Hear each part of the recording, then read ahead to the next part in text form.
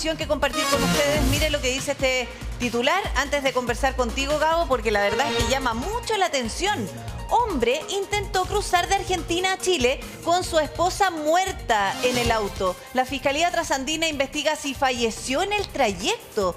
¿Qué información podemos agregar a esto, Gabo? Porque es para no creerlo.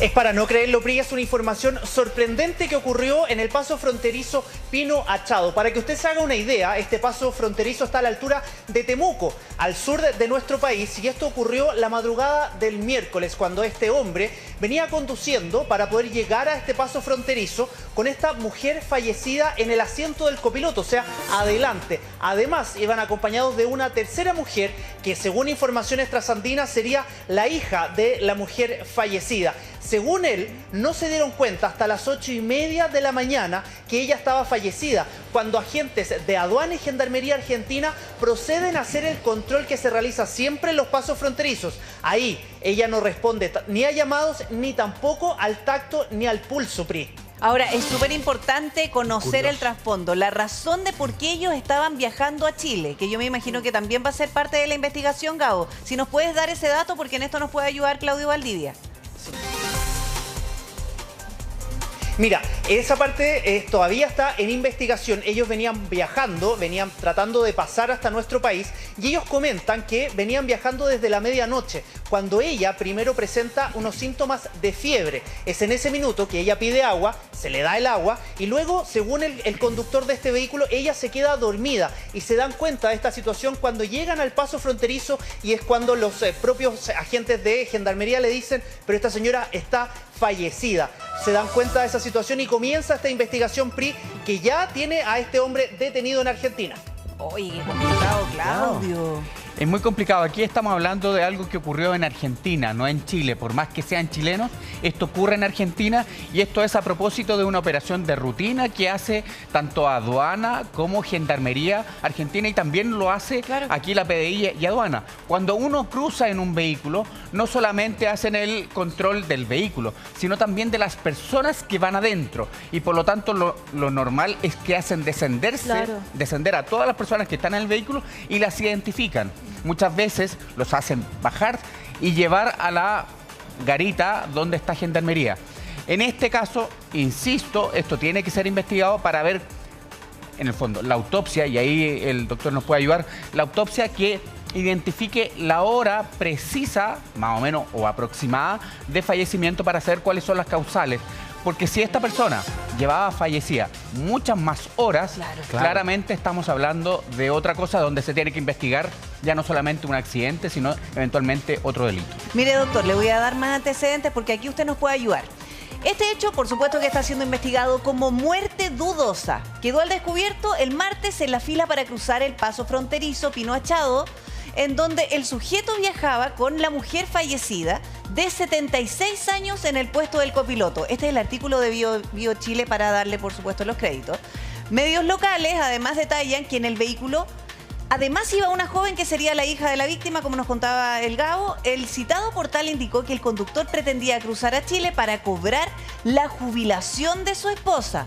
Ahí hay un tema que te puedo también preguntar en detalle a ti, Claudio, porque precisamente es la duda que puede asaltar realmente de cuáles fueron las razones de por qué cruzan así.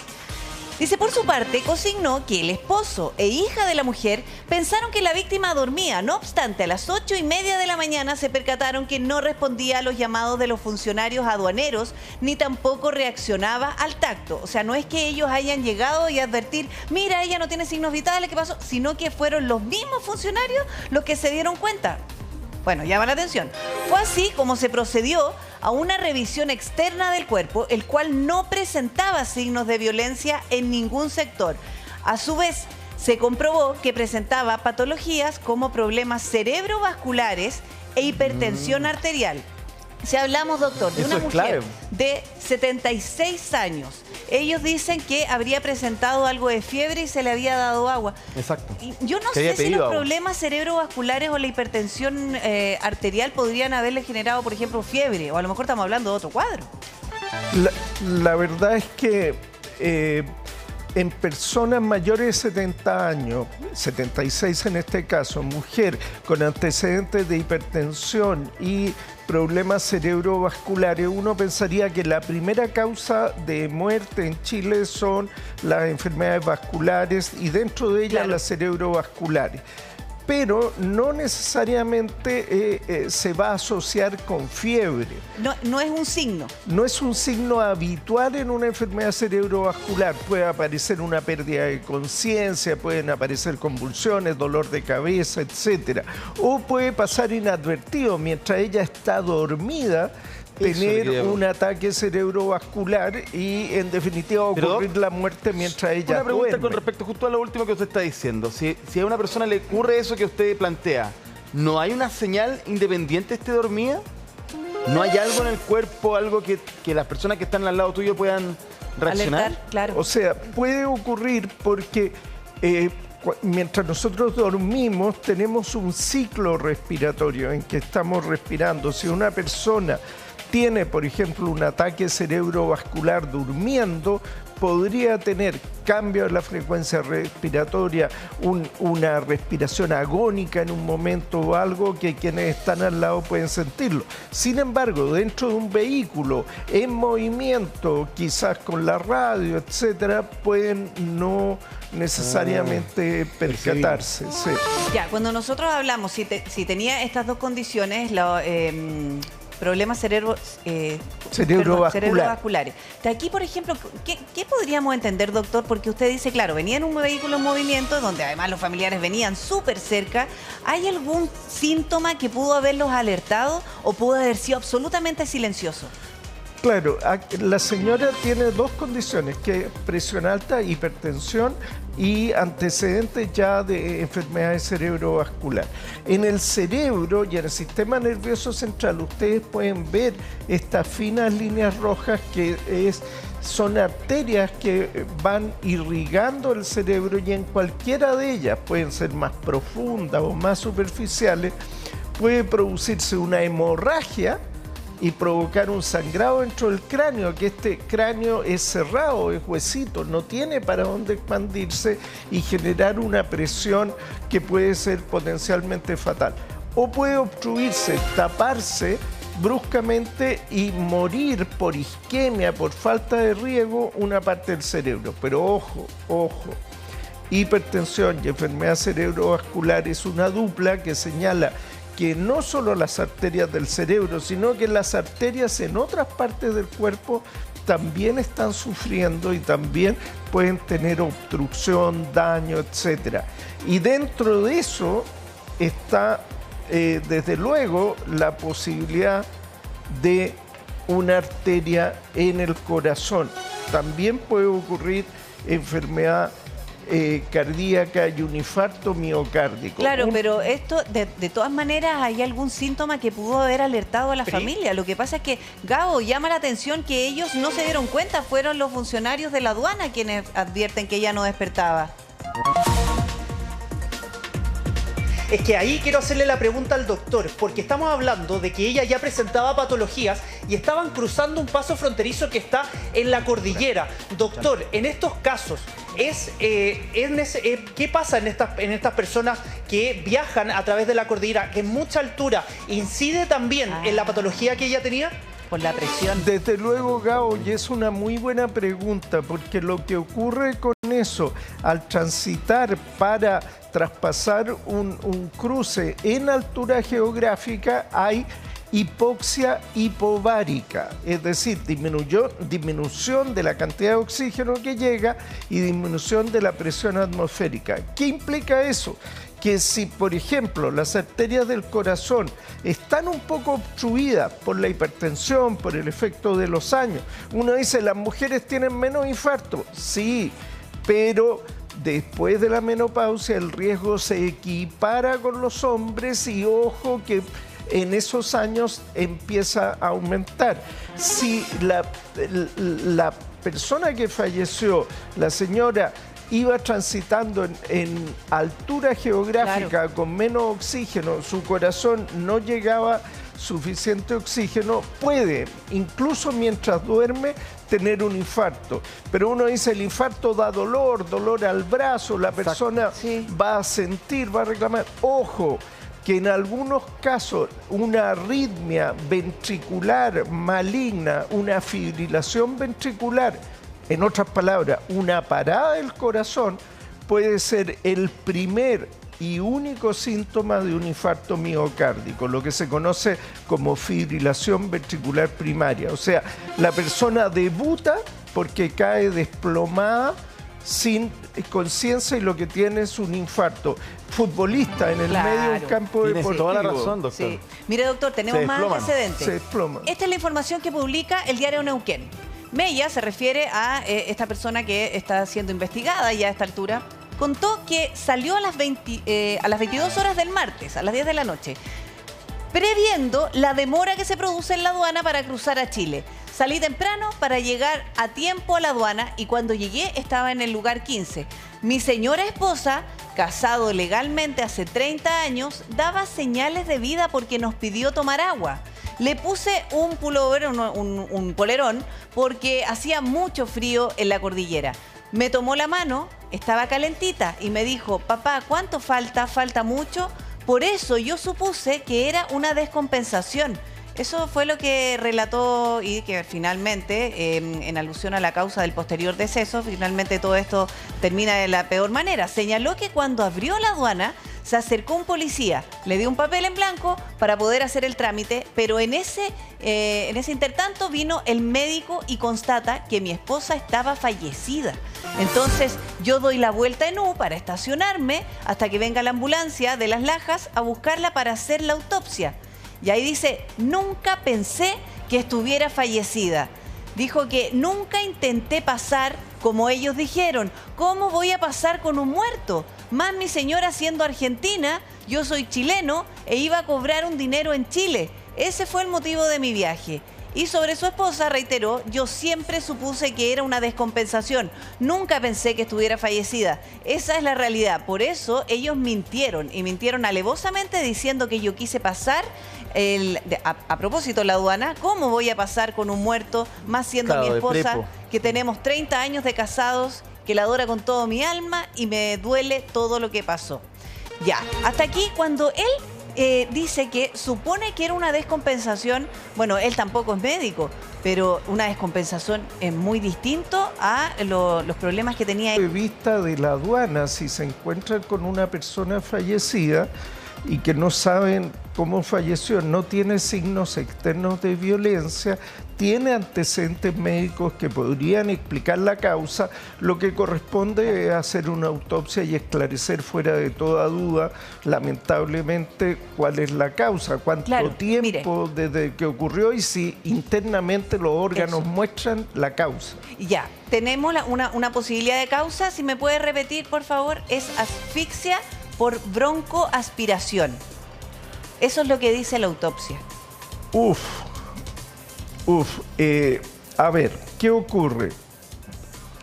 Para una persona sana, en general, no debería tener una asfixia por broncoaspiración, a no ser que tuviera un problema neurológico que le impida proteger su vía aérea. ¿Qué significa esto? Ay, es como... las palabras pueden parecer un poco complejas, pero si con Covita podemos explicarle. Si uno traga líquido, tiene un mecanismo muy fino para que ese líquido que traga no vaya por el mismo conducto de la boca, que es común, entre el aire y entre el agua. Sí. Uno en un momento, otro en otro. Pero si uno ingresa líquido, que vaya por atrás, por el esófago y vaya al estómago. Ya. Y no que vaya hacia adelante y vaya a parar a los pulmones. Y ese mecanismo está regulado por nuestro sistema nervioso central. Cuando hay un problema neurológico, por ejemplo, un ataque cerebrovascular, pero también, ojo, una persona alcoholizada que ha perdido profundamente la conciencia o medicamentos, en fin, y no protege la vía aérea. ¿Qué significa esto? En esta parte, la laringe, un mecanismo finamente regulado, se tapa. Tiene como una tapita posterior que impide que entre líquido y el líquido pasa por detrás y va al estómago. Por eso nosotros no podemos comer y respirar al mismo tiempo. Exactamente. Y se tapa y uno no puede respirar. ¿Y eso una persona lo podría causar? ¿Una persona externa? Sí lo puede hacer, pero no con sus manos, sino, por ejemplo, con alcohol, drogas, cosas de ese tipo. Y ojo, ella estaba en una posición, si va en el asiento del copiloto, claro, en general no es 180 grados, sino que por mucho que esté inclinado va más sentado. Porque ella pidió agua. Claro. Sí. Entonces, si ella pide agua, ¿cuál es su hipótesis frente a este diagnóstico? Es que si pide agua y la bebe y se atraganta y llega a la asfixia, y el compromiso de la muerte es producto de la asfixia, tiene que haberse percibido esa molestia, al menos. Esa molestia, sí, de que el agua le estaba pasando, claro, a los se pulmones. podría haber empezado a ahogar y haber intentado, no sé, devolver el agua. Era visible, en el fondo, lo que usted está diciendo. Sería visible. Si la persona está viva, tiene sus reflejos de la tos, si pasa agua a los pulmones, a alguien le ha pasado. Lo primero que ocurre es reflejo de la tos. Sí. Uno tose, ¿no es cierto? No se atraganta. Claro. Entonces no se ahoga sin tener un reflejo de defensa. A menos que haya una afección neurológica debajo. Sea por una enfermedad, un ataque cerebrovascular. O que venía ya desarrollando un ataque cerebrovascular. Y que, por lo tanto, no defendió su vía aérea. O que estuviera bajo efecto de fármacos, que no haya antecedentes en este caso. Ya, otra cosa. Es cuánto tiempo pasó desde que ocurrió esto, que ya al parecer es un diagnóstico de la autopsia, pero porque claro, si esto ocurrió en la casa antes de comenzar el viaje o fue muy pocas horas antes de cruzar la aduana, yo me imagino que en eso va a estar centrada la investigación. Es importante establecer el tiempo que ha transcurrido desde la muerte. ¿Cómo se puede establecer? Bueno, hay signos, por ejemplo, el cuerpo puede tener cierto grado de rigidez cadavérica que ocurre pasado cierto tiempo. Ya. Cuando la persona recién muere, tiene flexibilidad, claro, se le puede movilizar. O el color, por ejemplo, de la boca. Claro, hay cambios en la coloración, en la perfusión, y después, más tardíamente, empiezan a ocurrir cambios en los tejidos. Pero inicialmente, por ejemplo, ciertos grados de rigidez o de aparición de ciertos cambios en la coloración de la piel pueden indicar cuánto tiempo hay para médicos legistas o médicos anatomopatólogos. Claro, porque entrenados. La temperatura, él da un dato importante, si es que es cierto, que él la tocó y estaba calentita. Efectivamente, eso son indirectos signos de vida. O sea, si todo ese relato es efectivamente todo así, podría haber ocurrido una muerte súbita, pero llama la atención que se atribuya a una aspiración, una asfixia por aspiración de líquido, porque para aspirar esos líquidos la persona tiene que estar viva, tiene que haber tomado agua y que no haya habido una defensa visible. Claro. Tos, ¿no es cierto? Pero también, doctor, hay que consensuar en que es muy difícil también en esa causa, de acuerdo a lo que usted describe, acreditar la intervención de un tercero. Primera cuestión. Y no solamente eso, en la Fiscalía y Gendarmería van a tener que determinar cuál era la motivación o eventualmente la motivación que pudo haber tenido él en traer a una persona fallecida de Argentina. Es que la motivación es sospechosa. Porque si dice que venía a cobrar una plata de su jubilación y eso se tiene que hacer en persona. Pero ¿cómo la va a hacer si ella ya está fallecida? A ver, hemos visto virales donde llevan a una persona en silla de ruedas, etcétera. Pero sí o sí va a tener que firmar. Las personas, lo que hemos visto aquí en nuestro país a propósito del cobro de pensiones, en que hacen desaparecer a las personas, pero mantienen un poder.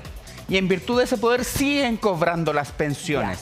pero no es mantener una persona fallecida y llevarla en silla de ruedas aparentando que está viva. Claro. Eso es demasiado burdo. Pero pasó en Brasil, ¿te acuerdas tú? Sí, sí, lo vimos, De y es terrible. Una mujer que llevaba, entiendo, a su padre. Al banco. Sí, al banco o, Sí. o a la previsión, no sé cuánto, y estaba fallecido el caballero en la silla de ruedas. Sí, pero la caja sí o sí va a exigir... No, todo. No, De acá hecho, en- el video era terrible. Acá en Chile van a exigir que señales de vida a esa persona. O sea, me parece burda la explicación de que esta persona quería cobrar una pensión. Es muy extraño. Ya, mira.